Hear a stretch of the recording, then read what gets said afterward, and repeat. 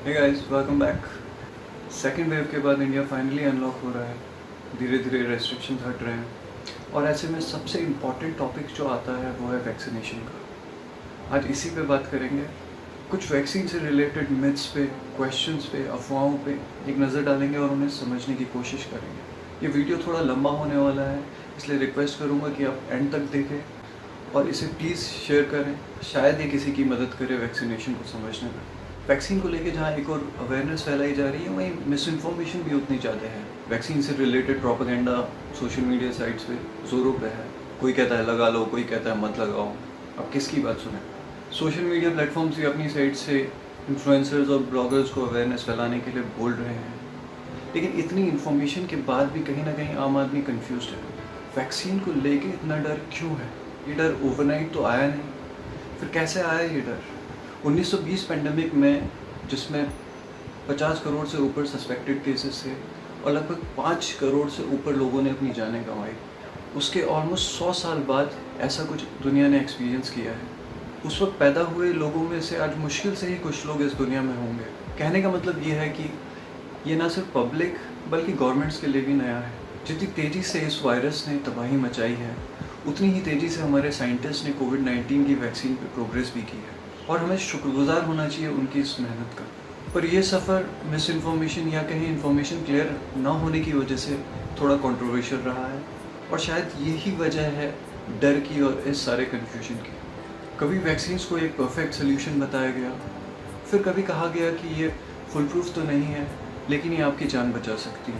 कभी कहा गया सिंगल डोज ही काफ़ी होगी, फिर कहा गया डबल डोज तो लगानी ही पड़ेगी और अब बूस्टर की भी बात होने लगी है। कभी कहा गया कि रिएक्शंस नहीं होंगे, फिर कहा गया कि शॉर्ट टर्म में माइल्ड से मॉडरेट रिएक्शन हो सकते हैं और रेयर केसेस में सिवियर भी हो सकते हैं। ऐसी बहुत सी बातें वैक्सीन को लेके इस कोरोना काल में किसी न किसी रूप में हम सभी के सामने आई हैं। आइए उन पर नज़र डालते हैं और उन्हें समझने की कोशिश करते हैं। कुछ लोगों का मानना है कि वैक्सीन बहुत जल्दबाजी में बनी है, इसलिए सेफ़ नहीं है और इनको लगाने से आपकी जान को खतरा हो सकता है। ये बात सही है कि वैक्सीन का डेवलपमेंट एक बहुत रैपिड स्पीड में हुआ है, पर इसका ये मतलब बिल्कुल नहीं कि सेफ्टी, टेस्टिंग प्रोटोकॉल्स या स्टैंडर्ड्स को ज़रा भी नज़रअंदाज किया गया हो। सारे प्रोसेसेस वही फॉलो किए गए हैं जो पहली वैक्सीन्स में किए जाते थे। एक्सटेंसिव प्री क्लिनिकल ट्रायल्स और क्लिनिकल ट्रायल्स के बाद ही इन वैक्सीन्स को EUA अप्रूवल मिले हैं। जहां हर लेवल के अप्रूवल्स पे महीनों से सालों लग जाते थे, वहीं इस बार इन अप्रूवल्स को हर लेवल पे फास्ट ट्रैक किया गया है। इस वक्त की टेक्नोलॉजी ने भी इस प्रोसेस को स्पीड अप करने में एक अहम भूमिका निभाई है। इसलिए अफवाहों को ना सुने, स्टडीज़ और रिसर्च पे बिलीव करें। वैक्सीन्स के नंबर्स अपने आप में एक एविडेंस हैं कि ये कितनी सेफ है। अभी तक 24 crore 90 lakh doses vaccination drive के अंडर भारत में लगाई जा चुकी हैं, जिसमें से फर्स्ट डोज 20 करोड़ 2 लाख और सेकंड डोज 4 करोड़ 68 लाख लोगों को लगाई जा चुकी है। अब ये सोच रहे हो कि ये नंबर्स मैं आपको क्यों बता रहा हूँ, आपको अभी समझ में आ जाएगा। टोटल लगी 24 करोड़ 90 लाख डोजेस में से सिर्फ 22,070 AEFI रिपोर्ट हुए हैं, यानी adverse events following immunization. Simple भाषा में वैक्सीनेशन के बाद के रिएक्शंस। अगर परसेंटेज के आधार पे इस फिगर को देखें तो ये फिगर 0.011% है। थोड़ा और सिंपल कर देता हूँ मैं इसे। 100 रुपये में 1 पैसे से थोड़ा ज़्यादा। लाखों लोग रोज़ वैक्सीनेट करा के कोविड से खुद को बचा रहे हैं। ये वैक्सीन्स आपके और आपके परिवार के लिए बिल्कुल सुरक्षित हैं। इससे आपकी जान को कोई खतरा नहीं है। तो आप भी पीछे ना रहें, आज ही कोविन पोर्टल पे जाके या वेबसाइट पे जाके रजिस्टर करें और वैक्सीनेशन करवाएं। कुछ लोगों का ये मानना है कि वैक्सीन से आपको कोविड हो सकता है। आपको क्या लगता है? एक सुरक्षित और असरदार वैक्सीन का काम है हमारी बॉडीज़ को हेल्प करना, इम्यूनिटी डेवलप करने में, और साथ ही साथ हमारे इम्यून सिस्टम को ट्रेन करना ताकि वो वायरस को पहचान सके, उसे फाइट कर सके और हमें इन्फेक्शन से बचा सके। अभी अवेलेबल किसी भी वैक्सीन में लाइव यानी जिंदा SARS-CoV-2 वायरस का यूज़ नहीं किया गया है, इसलिए ये पॉसिबिलिटी बिल्कुल भी नहीं है कि ये वैक्सीन आपको रियल इन्फेक्शन दे और कोविड करे। ये सिर्फ और सिर्फ एक अफवाह मात्र है जिसका कोई सबूत नहीं है। कुछ लोग ये कह रहे हैं कि वैक्सीन आपके DNA से छेड़छाड़ कर सकती है। क्या वैक्सीन ऐसा करती हैं? अभी दुनिया में उपलब्ध कुछ वैक्सीन्स आरएनए, जिसे एमआरएनए भी कहा जाता है, टेक्नोलॉजी से बनी है। इन वैक्सीन्स में वायरस के एक फ्रेगमेंट यानी एक कण को यूज़ करा गया है जो हमारी बॉडीज़ को एक प्रोटीन बनाने में मदद करता है जो SARS-CoV-2 वायरस में मौजूद है। ये वैक्सीन्स हमारे इम्यून सिस्टम को उस प्रोटीन को पहचानने और उसके अगेंस्ट एंटीबॉडीज़ बनाने में मदद करती है। ये आरएनए ना तो डीएनए के साथ जुड़ सकता है और ना ही उसमें कुछ चेंजेस कर सकता है, और ये अपना काम करने के बाद धीरे धीरे शरीर से खुद ब खुद नष्ट हो जाता है। ये टेक्नोलॉजी प्रॉपर रिसर्च और स्टडीज़ के बाद ही अप्रूव करी गई है और ऐसा अभी तक कोई एविडेंस नहीं जो इन्हें गलत बता सके। कोई भी वैक्सीन, चाहे वो आरएनए टेक्नोलॉजी पे बनी हो या वायरल वेक्टर या इनएक्टिवेटेड वायरस, कभी भी हमारे डीएनए से छेड़छाड़ नहीं करती। ये डिस्कशन शायद आरएनए और डीएनए वर्ड्स के सिमिलर दिखने की वजह से स्टार्ट हुआ और उसके बाद एक बड़ी अफवाह बन गया। वैक्सीन से आपको सीरियस रिएक्शंस हो सकते हैं। वैक्सीन से शॉर्ट टर्म में माइल्ड से मॉडरेट रिएक्शन हो सकते हैं, जैसे fever, headache, muscle pain, body एक, एब्डोमिनल पेन, वीकनेस, फैटीग इत्यादि। लेकिन ये 1 या 2 दिन के अंदर खुद ही ठीक हो जाते हैं बिना कुछ नुकसान किए। कि आपका इम्यून सिस्टम वर्क पे है और इससे डरने की कोई भी ज़रूरत नहीं। अगर ये सिम्टम्स 2 या 3 दिन से ज़्यादा रहते हैं और बढ़ने लगते हैं तो आप ministry of health and family welfare या कोविन की वेबसाइट पे दिए गए नंबर्स पे कांटेक्ट कर सकते हैं। लिंक मैं नीचे डिस्क्रिप्शन में दे दूंगा। कोविन पोर्टल से वैक्सीनेशन के बाद एक मैसेज भेजा जाता है। उस मैसेज में मौजूद हेल्थ केयर वर्कर के नंबर पे भी आप कॉल कर सकते हैं। इसके अलावा आप वैक्सीनेशन सेंटर पे जाके भी इसकी रिपोर्ट कर सकते हैं। वो आपकी पूरी तरीके से मदद करेंगे और आपको आगे गाइड करेंगे। वैक्सीनेशन के बाद भी एज प्रिकॉशनरी मेजर आपको आधे घंटा ऑब्जर्वेशन में रखा जाएगा ताकि कोई भी सीवियर रिएक्शन होने पर आपको हेल्प दी जा सके। एक अफवाह ये भी है कि वैक्सीन लगाने से इनफर्टिलिटी या बांझपन हो सकता है। क्या है इसका सच? ऐसा कोई डेटा नहीं है, ना ही कोई ऐसी रिसर्च अभी तक सामने आई है जो ये प्रूव कर सके। वैक्सीनेशन को स्टार्ट हुए मुश्किल से 6 महीने हुए हैं। 2 डोज में लगे 2 महीने, जो अब 3 से 4 महीने लग रहे हैं। प्रेगनेंसी में लगे 9 महीने। तो इन लोगों ने कब वैक्सीन लगा भी ली, कब प्रेगनेंसी के लिए ट्राई कर भी दिया और रिसर्च भी आउट कर दी।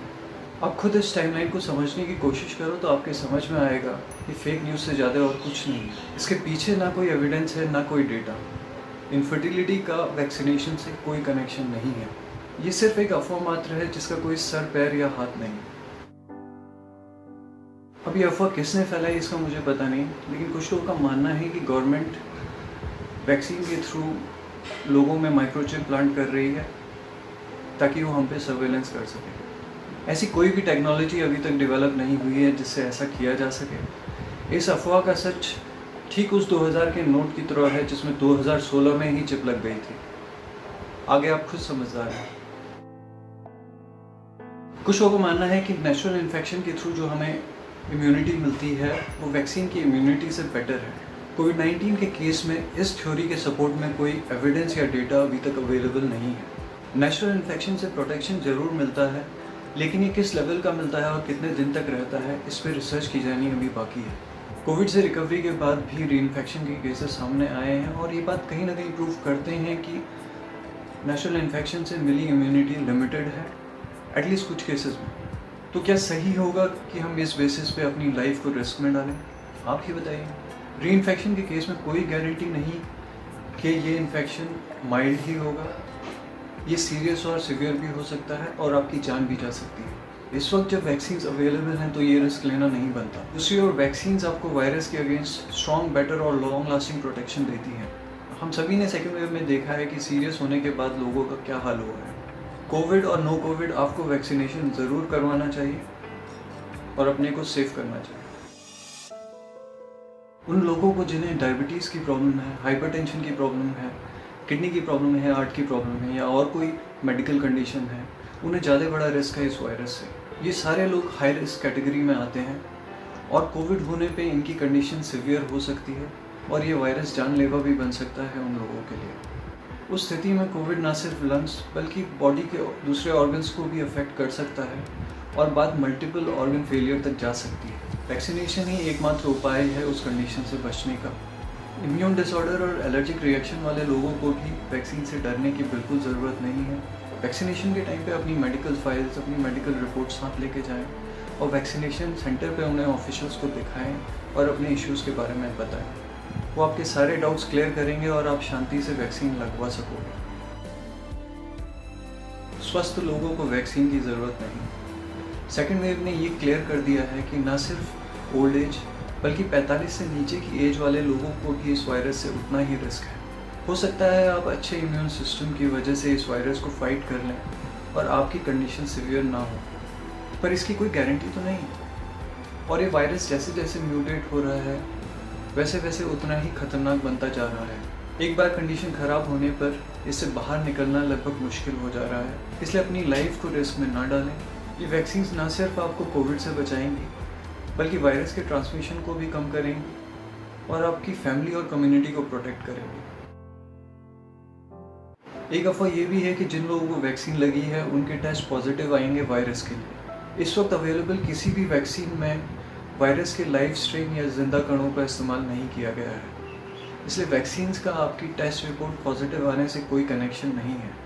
टेस्ट पॉजिटिव तभी आता है जब आपकी बॉडी में इन्फेक्शन होता है। कुछ लोग ये मानते हैं कि जिन्हें वैक्सीन लग गई है उन्हें मास्क पहनने की कोई ज़रूरत नहीं है। वैक्सीन बहुत हद तक प्रिवेंट कर सकती हैं कोविड होने से, आपको बचा सकती हैं मॉडरेट या सिवियर इन्फेक्शन से, लेकिन वायरस को सांस के साथ बॉडी में घुसने से नहीं रोक सकती।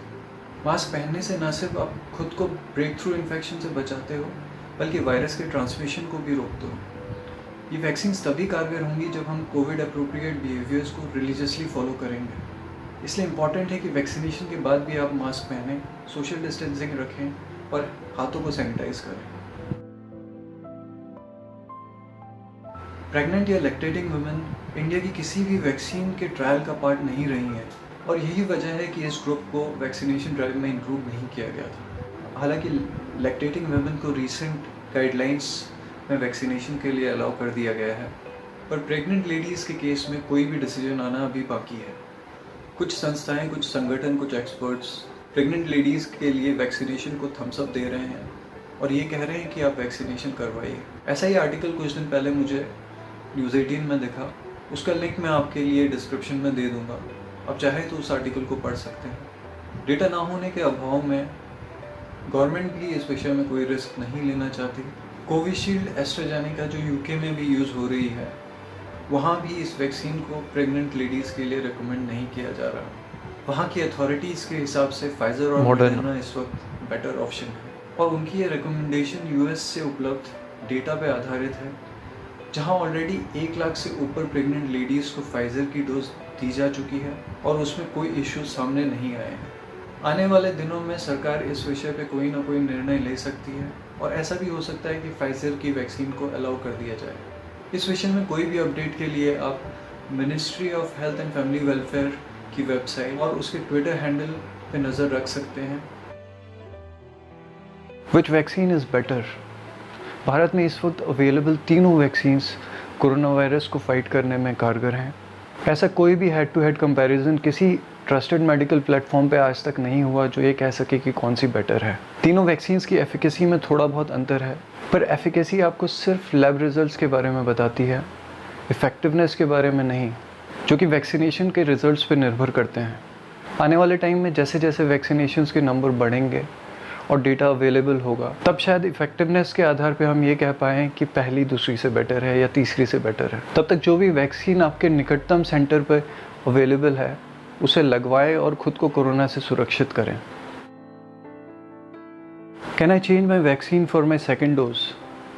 क्या मैं सेकेंड डोज में अपनी वैक्सीन बदल सकता हूँ? ऐसा आपको बिल्कुल भी नहीं करना चाहिए। वैक्सीनेशन की गाइडलाइंस इसके लिए आपको सख्त मना करती हैं और ये कहती हैं कि आपको सेकेंड डोज भी वही लगवानी चाहिए जो आपने पहली लगवाई है। और इसका सीधा सीधा कारण ये है कि ये वैक्सीन्स अलग अलग टेक्नोलॉजीज़ और अलग अलग कॉम्बिनेशंस पे बनी हैं। पहली डोज़ के बाद सेकेंड डोज़ एक बूस्टर शॉट की तरह काम करती है, जो पहली डोज से मिली इम्यूनिटी को स्ट्रॉन्ग करती है, बेटर करती है और लॉन्ग लास्टिंग करती है। इसलिए सेकेंड डोज में भी वही वैक्सीन लगवाएं।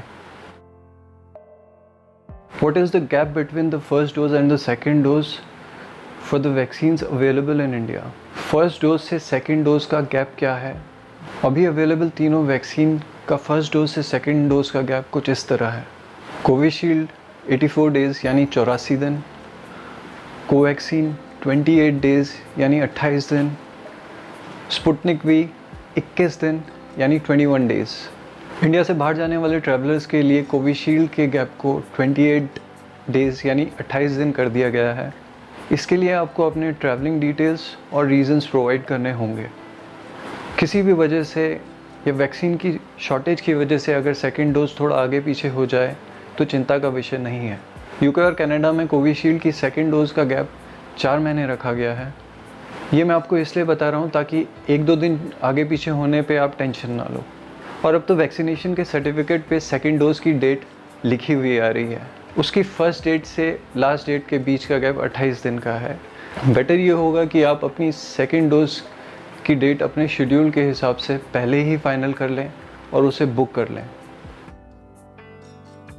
Who all are currently eligible for vaccination in India? 18 साल और उससे ऊपर के सभी नागरिक वैक्सीनेशन के लिए एलिजिबल हैं। आप किसी भी सरकारी सेंटर पे जाके वैक्सीनेशन की डोज मुफ्त में लगवा सकते हैं। प्राइवेट हॉस्पिटल्स में भी ये डोजेस अवेलेबल हैं, लेकिन वहाँ वैक्सीन के लिए आपको पे करना पड़ेगा। अभी मुफ्त और पेड दोनों सर्विसेज का फ़ायदा उठाने के लिए आपको पहले कोविन पोर्टल पे जाके या ऐप पे जाके रजिस्टर करना पड़ेगा, जहाँ से आपको वैक्सीनेशन की डेट, टाइम और एड्रेस उपलब्ध कराया जाएगा। ये सुविधा वॉक इन या ऑन द स्पॉट रजिस्ट्रेशन के थ्रू भी अब अवेलेबल है। Should I delay for the vaccine if I recently tested positive? Vaccination की नई गाइडलाइन के हिसाब से कंफर्म्ड पॉजिटिव केसेस में रिकवरी के 90 दिन बाद ही वैक्सीन लगाई जा सकती है।